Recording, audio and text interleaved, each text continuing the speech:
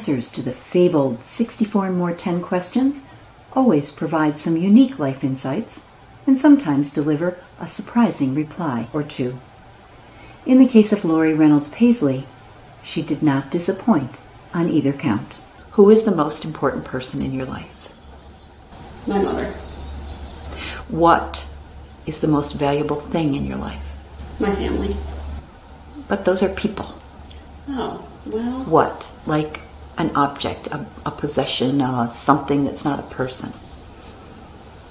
Probably my books. Anytime I go on vacation, I always say, if something happens to me, make sure you take care of my books. Do you have a favorite book of all time? I would have to say Christmas Jars. I would have to. What makes you happiest? No matter when it happens or how it happens, it just makes you happy. Wow.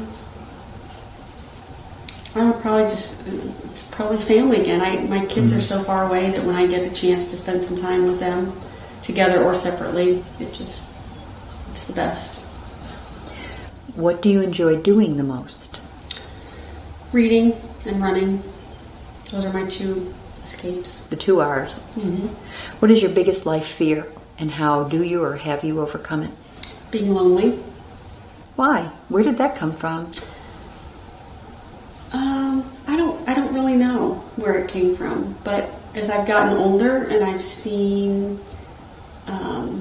some of my older friends end up in, retirement homes and things like that, I don't want to be just left somewhere. I'm a very social person. I love people, and it's my biggest fear, being lonely. So how do you think you'll overcome that or deal with it or not allow it? I threaten my kids all the time.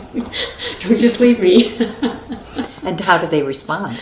They just laugh and they say, of course, they will take care of me in my old age if it comes to that I will never be lonely. But there have been times in my life when I've been surrounded by people, and and you still feel kind of lonely. Right. But you work through it.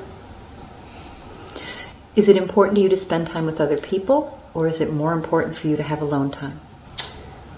I would say both, but I love people. I love to learn from people. I love to share with people. Some people would say I share too much and I talk too much, but there comes a time when I do want my quiet time and my alone time. But for the most part, people. How do you define quality of life?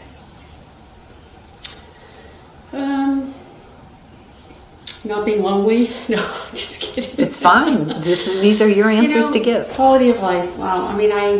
I'm so grateful to have a few really, really close friends, and I depend on them for a lot. So, my health, if you don't have your health, you really don't have much of anything. So I try to take good care of myself, and I want to be there for grandkids, and I want to live to old age as long as I'm not lonely. Conditions, there's terms. Yeah. But no, just, I want to be able to grow old and still do the things that I love to do. I'm 52 and still running marathons, and I'm blessed to have good health, and that's important. Do you consider what society terms as important to you and in your life, or do you march to your own drummer? I march to my own drum. Have you always been that way? Yes. Never a follower? No. Okay. What's your lifetime dream? I would like to see my name on the cover of a book. And so, part B of that question, are you going to make that happen? I'm trying, yeah. I don't know if I have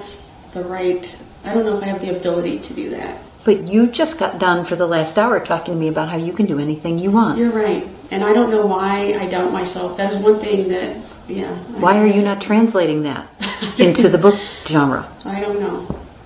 So writing a book is not that hard. Like getting 1,500 people to put money in a jar and shipping those things all around the country, that's a lot of work. You're right. I need to just sit down and do it, I think.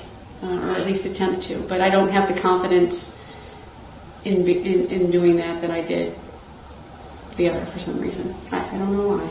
Maybe you don't have the story yet that you are meant to tell. Yes, that's true.